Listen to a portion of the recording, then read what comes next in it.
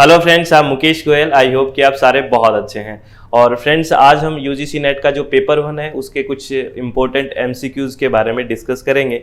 उससे पहले आपको एक इन्फॉर्मेशन दे देता हूं फ्रेंड्स कि यूजीसी नेट का जो पेपर 1 है, जो कंपलसरी पेपर है, उसके रजिस्ट्रेशन ओपन है। अगर आप विलिंग हैं तो रजिस्ट्रेशन करवा सकते हैं।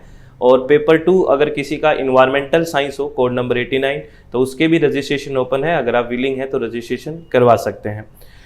तो आज हम बात करते हैं पेपर 1 के कुछ एमसीक्यूज़ के बारे में। तो बड़े इंपॉर्टेंट एमसीक्यूज़ हैं, मेरे हिसाब से इनको अच्छे से करना है फ्रेंड्स, ठीक है। समझ के एकदम और अपने आप को रिलैक्स रखे, चित्त की शांति से करना है। पहला क्वेश्चन है, the distinction between purovat and sheshavat is made with reference to which of the following pramanas. ये क्वेश्चन लिया गया है, आपकी जो यूनिट है लॉजिकल रीजनिंग एलआर वाली जो यूनिट है उससे लिया गया है। और जो एक आपके इसमें एक सब टॉपिक है मीन्स ऑफ नॉलेज का, जो इंडियन लॉजिक में क्या क्या नॉलेज के साधन रहे हैं, वहाँ से ये क्वेश्चन उठाया गया है। जो 6 परमाणु की बात करते हैं हम, वहाँ से क्वेश्चन उठाया गया है। तो ये कह रहा है कि पुरोवत और शेषवत जो रेफरेंस है वो किसके अंदर आता है, कौन से परमाणु के अंदर आता है। इसी क्वेश्चन को मैं हिंदी में दिखा देता हूँ। पूर्वचल और शेषवत के बीच का अंतर निम्न में से किस परमाणु है, किस परमाणु के संदर्भ में बनाया गया है। तो आप बताइए। मैं आपको बता देता हूँ कि आप जब अनुमाना के बारे में पढ़ते हो तो ठीक है ना, इसका आंसर क्या है, अनुमाना ही है, ठीक है, अनुमाना है। क्योंकि जब इनफेरेंस अनुमाना के बारे में पढ़ते हो तो इसको कई तरह से डिवाइड किया गया है। साइकोलॉजी बेस्ड डिवाइड किया गया है और उसको व्याप्ति के आधार पे भी डिवाइड किया गया है। जो साइकोलॉजी बेस्ड पे डिवाइड किया गया है अनुमाना को, उसको डिवाइड किया गया है पुरोवत, शेषवत, और एक और भाग भी बनाया गया है साइकोलॉजी बेस्ड। उस भाग को मुझे बताना कौन सा है। तो इसका जो आंसर जाएगा वो क्या है, पुरोवत और शेषवत है। वो कौन से में है, वो अनुमाना में है। और आपको पुरोवत और शेषवत से हर बार कोई ना कोई यूजीसी क्वेश्चन पूछ लेती है जब से ये सिलेबस में अपडेट हुआ है। तो पुरोवत और शेषवत में 2 चीज़ें देखी जाती है, cause and effect. Cause and effect देखा जाता है, ठीक है ना, कारण और प्रभाव देखा जाता है, ठीक है ना। पूर्ववत और शेषवत में उसको मान के इनका अनुमान लगाया जाता है। तो आपको मुझे कमेंट बॉक्स में ये बताना है। आप कमेंट बॉक्स में आपस में डिस्कस करें, अच्छा डिस्कशन करें, क्वेश्चन का आंसर दें तो ज़्यादा बेहतर रहेगा, ठीक है ना। मेरी बात समझ रहे हो ना फ्रेंड्स, इसका सबका बेनिफिट रहता है। तो आप मुझे ये बताइए, पूर्ववत में हमें कोज दिखता है या फिर शेषवत में हमें कोज दिखता है, यानी कि कोज और इफेक्ट का पूर्ववत और शेषवत में किस में हमें कोज दिखता है, किस में इफेक्ट नहीं दिखता, या फिर किस में इफेक्ट दिखता है, कोज नहीं दिखता। अगर ये चीज़ समझ में आ रही है, मैं पूछ के आ रहा हूँ, तो मेरा आंसर देना स्टेटमेंट में प्लीज़, ठीक है, सबसे रिक्वेस्ट है। और इस क्वेश्चन का आंसर क्या है, अनुमाना है, इनफेरेंस है, यानी कि जो पूर्ववत और शेषवत है वो किस परमाणु में है, वो अनुमाना में है, ठीक है ना। इसका आंसर ध्यान रखना। और यही क्वेश्चन आपका हिंदी में भी है, ठीक है। इस क्वेश्चन को आप हिंदी में भी नोट डाउन कर सकते हैं। नेक्स्ट क्वेश्चन की बात करते हैं। क्वेश्चन नंबर 2 है। ये क्वेश्चन क्या कहते हैं, the modality of teaching has to differentiated from training और instructing in terms of which of the following learning outcomes. ये क्वेश्चन आपकी जो यूनिट है टीचिंग एप्टीट्यूड फ्रेंड्स, वहाँ से लिया हुआ क्वेश्चन है। और इस क्वेश्चन में ये पूछा है कि जो एक तरह से हम बात करते हैं ट्रेनिंग की, इंस्ट्रक्शन की, टीचिंग की, तो इसमें जो टीचिंग है वो कैसे डिफरेंशिएटेड है इन सब से, यानी कि टीचिंग में ऐसा क्या है। तो आपको पता है टीचिंग में तीनों चीज़ों का विकास होता है। तीनों चीज़ें कौन कौन सी, कोग्निटिव भी होता है, अफेक्टिव भी होता है, और साइकोमोटर, यानी कि संज्ञानात्मक विकास होता है, भावात्मक विकास होता है, और क्रियात्मक विकास। सारा विकास ओवरऑल डेवलपमेंट टीचिंग में होता है। तो जो रिजल्ट आते हैं उसमें सबसे ज़्यादा महत्वपूर्ण डिफरेंशिएट कैसे है टीचिंग, क्योंकि टीचिंग किससे डिफरेंशिएटेड करता है, टीचिंग डेवलप करता है आप में क्रिटिकल एंड क्रिएटिव थिंकिंग। क्या डेवलप करता है, क्रिटिकल एंड क्रिएटिव थिंकिंग। इसलिए ट्रेनिंग और इंस्ट्रक्टिव जो पार्ट है इन टर्म से थोड़ा वो डिफरेंशिएट करता है। तो इसका आंसर क्या जाएगा, क्रिटिकल एंड क्रिएटिव थिंकिंग। आपको मेरी बात समझ में आ रही है ना फ्रेंड्स। इसी क्वेश्चन को हम हिंदी में देख लेते हैं फ्रेंड्स। जो हिंदी मीडियम के स्टूडेंट्स हैं उनके लिए थोड़ा ईजी हो जाएगा। क्या है, शिक्षण के तौर तरीकों को निम्नलिखित प्रशिक्षण परिणामों में से किसके संदर्भ में या प्रशिक्षण या निर्देश से विभेदित करना है। तो इसका सीधा सा आंसर है गंभीर और रचनात्मक सोच। मेरी बात समझ रहे हो। ये क्वेश्चन सेम किस में है, हिंदी में है, ठीक है। चलो नेक्स्ट क्वेश्चन की बात करते हैं, ठीक है। आराम से करना है, बिल्कुल चित्त को रिलैक्स करके शांति से सारी बातों को समझना है, ठीक है। ये क्या है, ये क्वेश्चन है, when the test data tell us about a student's level of proficiency, ठीक है, in a defined area, the procedure of evaluation is called. ये इवैल्यूएशन से लिया गया है। टीचिंग एप्टीट्यूड में जब हम इवैल्यूएशन की बात करते हैं, मूल्यांकन की बात करते हैं, वहाँ से क्वेश्चन ये लिया गया है। और आपको बता दूं, टीचिंग एप्टीट्यूड में यहाँ से हर बार कोई ना कोई क्वेश्चन पूछा जाता है। ये जो formative evaluation, summative evaluation, norm reference evaluation, criteria reference evaluation, एक इवैल्यूएशन और होता है इप्सेटिव इवैल्यूएशन, इन सारों के बारे में आपके बेसिक क्लियर होने चाहिए। और यहाँ पे आपसे क्या पूछा है, कोई भी एक डिफाइंड एरिया है, उसमें स्टूडेंट के लेवल को जानना, किस तरह का इवैल्यूएशन है, आपको ये पूछा है। और डिफाइंड एरिया दे दिया है, अगर परिभाषित क्षेत्र दे दिया है तो याद रखना, अगर परिभाषित क्षेत्र दे दिया इसका मतलब वहाँ पे क्राइटेरिया दे दिया गया है। तो ये जो है इवैल्यूएशन का है, ये है क्राइटेरिया रेफरेंस टेस्टिंग। कौन सा है? Criteria reference testing. ये आपको ध्यान रखना है। कौन सा है? Criteria reference testing. इसी क्वेश्चन को मैं हिंदी में दिखा देता हूँ। जब परीक्षण डेटा हमें परिभाषित क्षेत्र में किसी छात्र की दक्षता के, देखो आगे ना परिभाषित क्षेत्र, ऐसे ही की पॉइंट्स पकड़ने होते हैं। हर क्वेश्चन में कुछ न कुछ की बातें होती हैं, कुछ की वर्ड्स होते हैं, उनको हमें पकड़ना होता है। जब परीक्षण डेटा हमें परिभाषित क्षेत्र में किसी छात्र की दक्षता के स्तर के बारे में बताता है तो मूल्यांकन की प्रक्रिया को क्या कहा जाता है? मानदंड संदर्भित परीक्षण। ये याद रखना है, ठीक है। ये हिंदी में हो गया।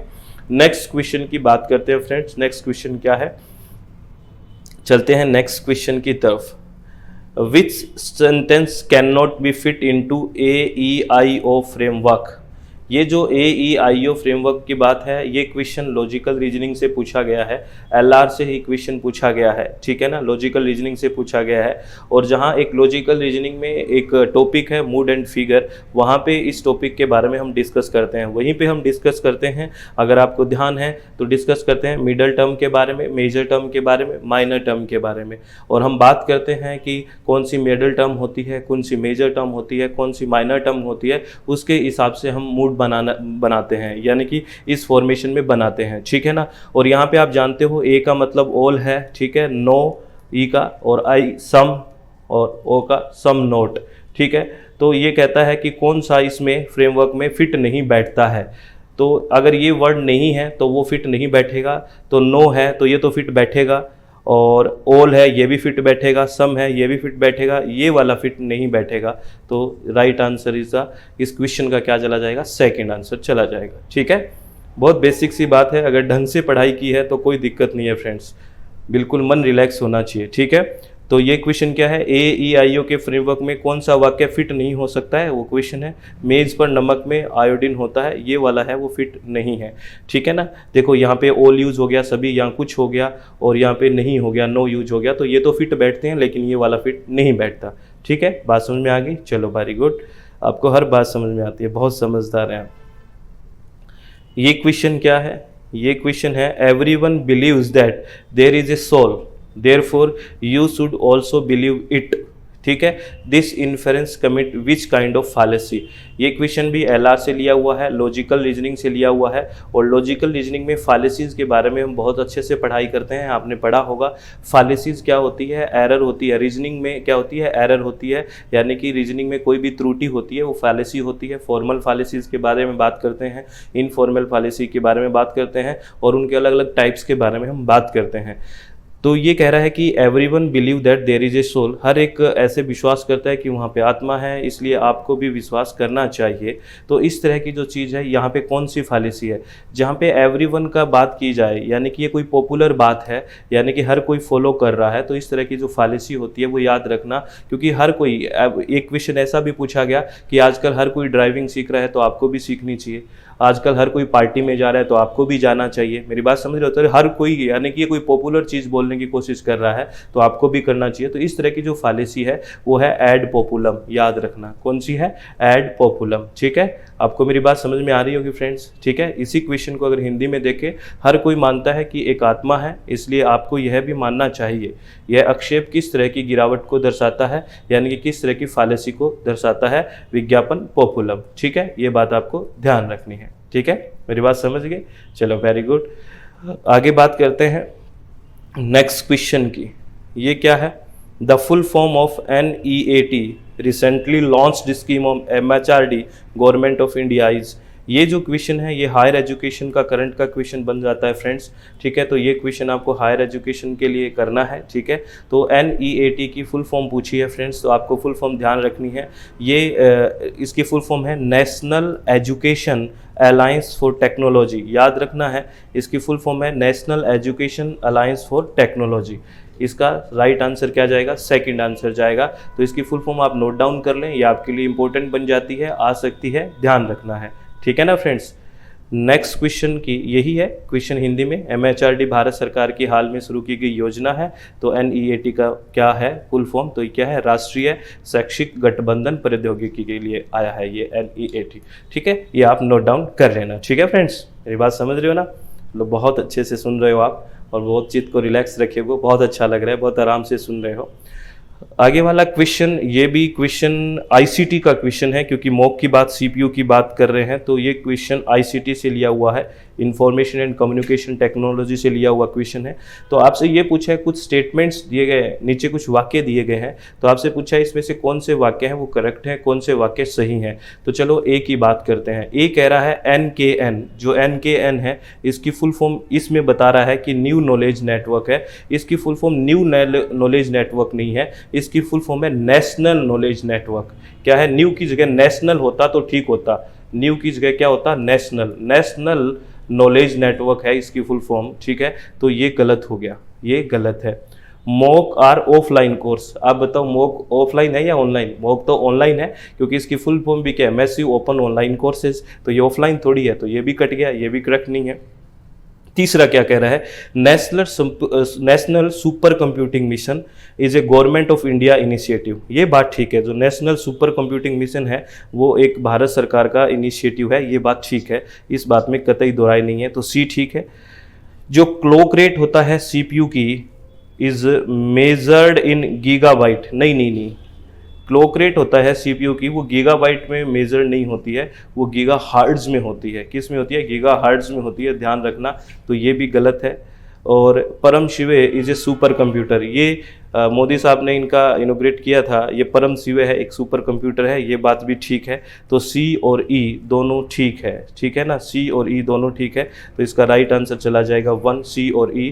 इसके बारे में मैंने कुछ नोट लिख दिए हैं, तो वो नोट आपको संभाल के रखना है, क्या पता थोड़ा डिटेल में भी कोई बात पूछ ले। तो जो परम शिवे सुपर कंप्यूटर है उसकी जो कैपेसिटी है वो 1833 टेराफ्लॉप की कैपेसिटी है, ये ध्यान रखना, ठीक है ना। और इसकी कॉस्ट आई थी 32.5 करोड़ रुपए, 32.5 करोड़ रुपए। और ये national super computing mission eight IIT BHU इसके अंडर ये बनाया गया है, ठीक है। तो ये आपको ध्यान रखना है, परम शिवे, ये भी इंपॉर्टेंट बात हो जाती है, ठीक है। प्लीज़ इसको नोट डाउन कर लेना, सबसे लोगों से रिक्वेस्ट है आप लोगों से, ठीक है। और जो क्लॉक स्पीड है वो किस CPU की किस में मेजर्ड होती है? गीगाहर्ट्ज में होती है, ये भी बात आप नोट कर लेना, ठीक है। तो इसका आंसर आपको समझ में आ गया होगा, वो क्यों आया। इसी क्वेश्चन को मैं आपको हिंदी में दिखा देता हूँ, हिंदी में भी नोट कर लेना। निम्नलिखित में से कौन सा कथन सही है? तो आप इस बात को समझ गए, ये कथन ठीक नहीं है, ये कथन भी ठीक नहीं है। एक तो ये कथन ठीक है कि राष्ट्रीय सुपर कंप्यूटिंग मिशन भारत सरकार की पहल है, गीगाबाइट में CPU की क्लॉक, ये भी गलत है। और परम शिव एक सुपर कंप्यूटर है, तो ये बात आपको ध्यान रखनी है। तो C और E ये आंसर हो जाएगा। तो ये सारे क्वेश्चन आई थिंक आपको समझ में आए होंगे फ्रेंड्स। किसी भी तरह की कोई टेंशन तो नहीं होगी, आप पक्का किसी चीज़ की टेंशन मत लेना फ्रेंड्स। मन को, चित्त को रिलैक्स रखा करो, ठीक है, सब कुछ बहुत अच्छा होगा। घबराने की ज़रूरत नहीं है किसी भी तरह की, आप मेरी बात समझ रहे हो ना। अगर घबराओगे तो चीज़ें खराब हो जाएगी। अपने आप का ध्यान रखो, अपना हेल्थ का ध्यान रखो, अपना दिमाग का ध्यान रखो, अपने आप को रिलैक्स रखो, रिविजन करो और शांति दिमाग में बनाए रखो, सब कुछ बहुत अच्छा होगा। All the very best, thank you, thanks a lot friends.